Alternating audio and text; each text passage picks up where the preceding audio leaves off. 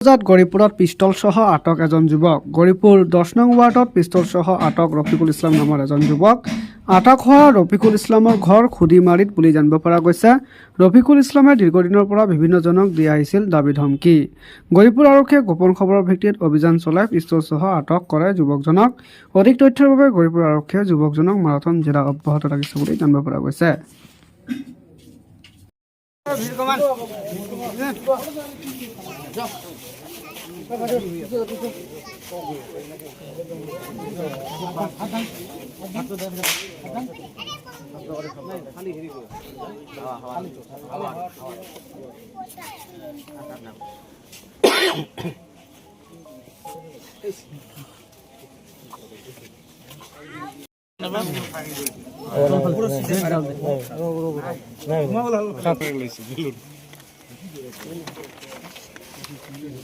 balloon balloon balloon ফাটা